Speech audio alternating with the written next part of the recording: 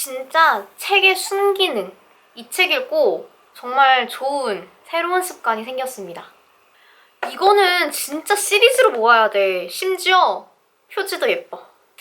그런 거 있죠. 나만 알고 싶은 맛집, 카페, 여행지, 음악, 책도 마찬가지예요. 나만 알고 싶은 책이 있다고. 근데 약간 소개하기까지 한 659번 정도 고민을 하다가 오늘 소개를 합니다. 마지막에는 총 3권의 책, 명문장 따로 빼놨으니까요. 그 코너까지 끝까지 봐주세요. 안녕하세요, 수련입니다. 진짜 오랜만에 왔죠? 나도 카메라가 어색해가지고 눈을 못 마주치겠네?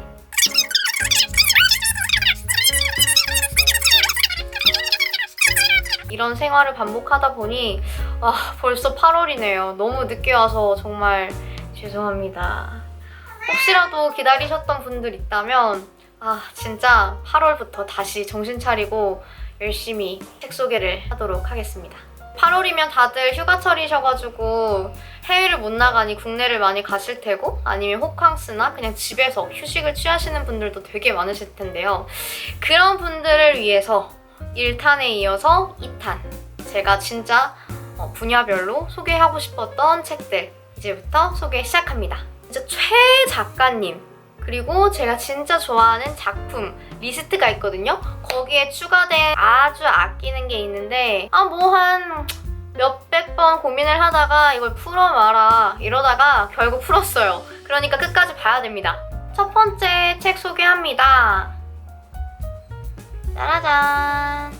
첫 번째 책은 브랜드 다큐멘터리 매거진 B 아시죠? 매거진 B에서 나온 잡스 시리즈입니다. 매거진 B는 말 그대로 진짜 매거진을 발행하고 이제 브랜드 하나를 계속 소개하는 그런 잡지가 나오잖아요. 근데 이거는 직업 하나를 정해서 소개를 하는 그런 단행본인데요. 지금까지는 총 4권이 나왔고 지금 소개하는 건 첫 번째인 에디터입니다. 셰프, 건축가, 그리고 최근에 소설가도 나왔어요. 이건 그래서 약간 모으는 재미가 쏠쏠할 것 같은 그런 책이죠. 간단히 말하자면 각 단행본에 소개된 직업을 가진 사람들을 인터뷰한 그런 모음집입니다. 에디터는요, 유연하지만 아주 단단한 8명의 이야기가 들어있는데 엄청난 에너지를 주기 때문에 먼저 소개를 해봅니다. 사람은 일을 하면서 살고 그 생활은 삶의 일부가 되죠. 그러니까 자신만의 직업적 철학이 되게 중요해지고 있어요. 이미 중요해졌고 다양한 직업을 가진 사람들이 모여서 하나의 브랜드가 완성되긴 하지만 어쩌면 그냥 단순히 이렇게 모인다기보다는 각자의 직업의식과 그것을 바탕으로 결과물을 만들어내서 보여지는 게 더 중요한 것 같아요. 그리고 이제는 이건 내 직업이니까 뭐 어쩔 수 없지 뭐 이래서 하는 것보다는 왜? 어떻게? 라는 질문을 가지고 자기 일을 하는 사람들이 훨씬 많아졌어요. 그러니까 그런 질문을 던지면서 자문을 하며 구체적으로 스스로를 재정비하는 사람들이 늘고 있다는 얘기죠. 직업과 일이 예전과는 다르게 정의되고 재조명되어 있는 가운데 우리가 조금 더 생각할 수 있는 어떤 미끼를 던져주는 그런 책이어서 여러분에게도 추천합니다. 이게 뭐 관심 없는 직업인데 라고 생각하실 수도 있지만 나는 어떤 사람인가? 내가 브랜드라면? 이라는 생각을 한 번이라도 가진 사람들 그리고 약간 성장하고 싶으신 분들에게 아주 유용한 어떤 지침서가 될 것 같습니다. 그리고 디자인 부분에서도 되게 좋아요. 엄청 작고요. 내 얼굴도 작으니. 그리고 본문을 보시면 이렇게 쫙 펼쳤을 때 이 부분의 여백이 넓은 게 전 좋거든요. 왜냐면 두꺼운 책은 이게 잘 안 펼쳐지면 여기가 좁아서 되게 좀 가독성이 떨어져요. 시리즈라 모으기도 좋고 인터뷰집이라서 대화 형식이기 때문에 읽기도 수월해서 여러분에게 한번 추천을 해봅니다. 두 번째 책입니다. 짠! 난 진짜 박연준 작가님 찐팬인 것 같아.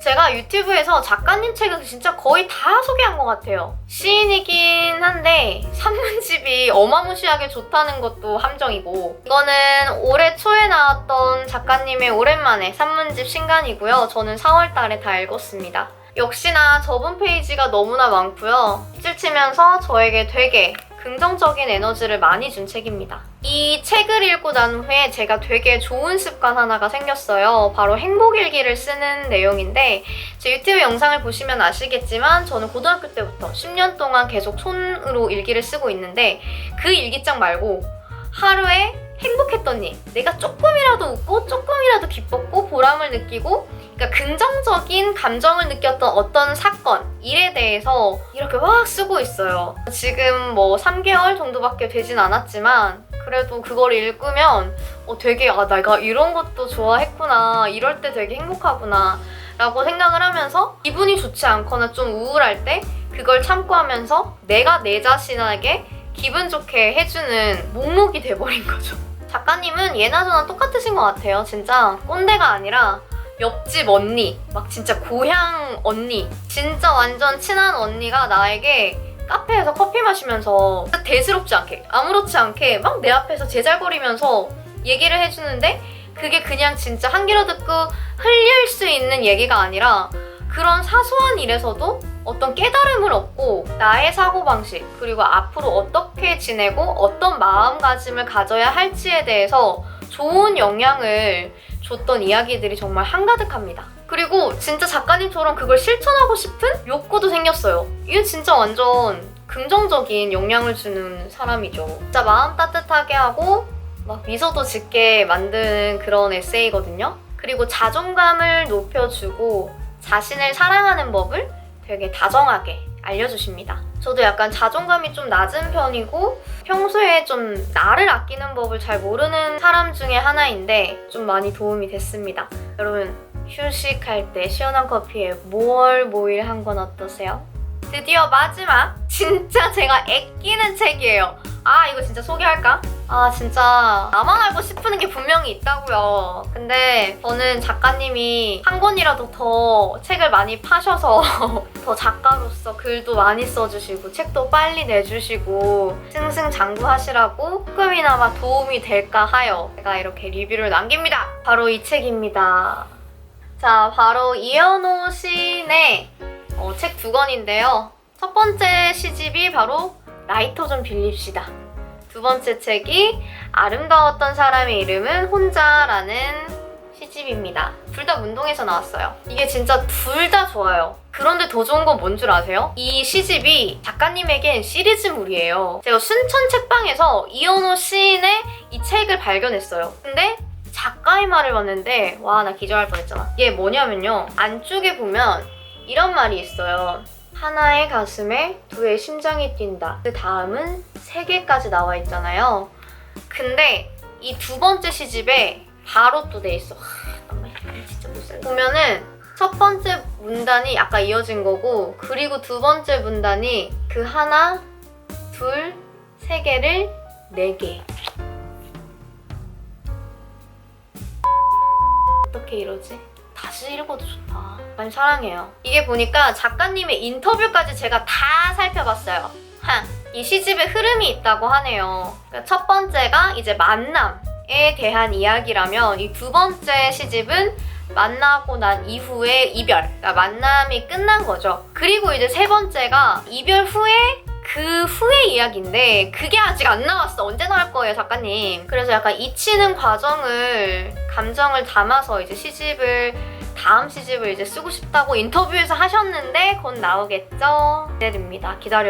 기다립니다. 일단 이현호 시인님의 시는 정말 단 하나도 쉽게 넘어갈 수 없는 단어, 문장, 시가 가득해요. 약간 시집 읽다 보면 여러분도 시 잘 안 읽으시잖아요. 그게 왜 그래요? 어려워서잖아요. 차라리 술술 풀린 소설이 더 낫지, 에세이가 더 낫고 이런 식으로 생각하시는 분들이 많으실 텐데 저 역시도 시집 어려워요. 다른 시집 읽었을 때도 도대체 뭔 소리야? 뭐라는 거야? 이러면서 그냥 휙휙 넘어갈 때도 많은데 이 시집은 정말 좀 과장하자면 한 99%는 그 시에 계속 머무르고 단어를 읽다가도 딱 꽂히고 문장 하나에 완전 꽂혀가지고 다음 장으로 쉽게 넘어갈 수 없게 만들더라고요. 그러니까 읽으면 읽을수록 궁금해지고 비슷한 상황이 자꾸 떠오르는 거예요, 나에게 있어서. 그래서 그거에 나를 대입해서 완전 몰입하게 만든 내용이에요. 읽는데 시간 꽤 걸렸지만 다시 읽어도 너무 새롭습니다.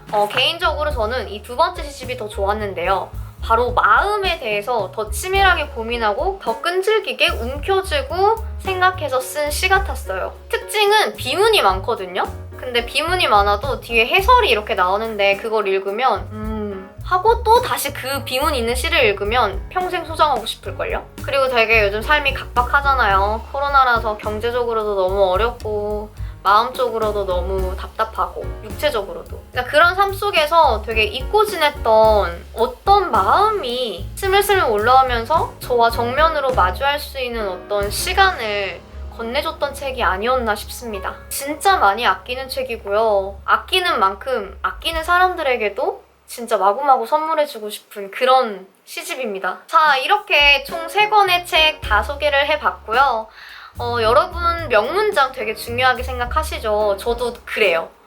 명문장이 많으면 많을수록 더 이 책이 나에게 더 와닿는 거고 잘 맞는 책이구나 라고 생각을 해서 애정을 가지게 됩니다. 자, 오늘 소개한 책들 중에서 제가 문장이 너무 좋은 게 많았지만 베스트 3, 제일 좋았던 3개를 감히 뽑아가지고 명문장 낭독하는 타임 있으니까요. 끝까지 들어봐 주시고 우리 다음에도 수련서재에서 다시 만나요. 안녕!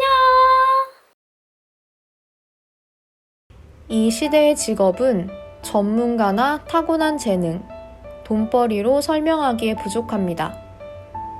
직업과 일의 재정의가 활발하게 이루어지고 있고 일의 형태나 범위 고용의 양상 등도 시시각각으로 변화합니다. 이처럼 불안정성과 유동성이 시대를 지배할 때야말로 일에 대한 주체적 해석이 필요할 것입니다. 자신의 세계를 창조하는 게 중요해요. 소속이 없더라도 스스로 첫 발을 떼는 것이 가장 중요하다고 조언하고 싶네요. 뭔가를 모를 때 즉시 해답을 찾는 습관을 기르는 것도 좋겠습니다. 지금까지 잘 돌아간다고 믿고 있던 규칙이 통용되지 않는 시대로 변화하고 있어요. 기존 규칙에 얽매여 있는 게 오히려 약점이 될 수도 있습니다. 아무런 고정관념이나 편견도 없는 백지 상태야말로 미래에 대비하기 위한 최고의 강점입니다. 이제 겨우 말할 수 있다. 나는 나를 좋아한다. 이걸 깨닫는데 40년이나 걸리다니. 당신이 나보다는 좀 더 빨리 자신을 좋아했으면 좋겠다. 자신을 좋아하면서 아닌 척 딴청을 피우는 시간, 스스로를 괴롭히는 시간을 멀리 내다버렸으면 좋겠다. 봄이에요. 4월이고요. 단 하루도 슬프게 지내지 않을 거예요. 나무를 실컷 보겠습니다. 돈이 드는 것도 아니잖아요. 가끔 사람도 한 그루 두 그루 세고 싶어요. 내 쪽으로 옮겨 심고 싶은 사람을 발견한다면 흙처럼 붉은 마음을 준비하겠어요. 결국 행복은 바라는 게 없는 상태다. 우리는 작은 행복을 잊고 살다 일상이 비틀어질 때에야 비로소 진짜 행복을 생각해 보는지도 모른다. 평생 큰 행복을 찾아 헤매는지도 모른다. 그런 건 없다. 큰 행복이라는 거.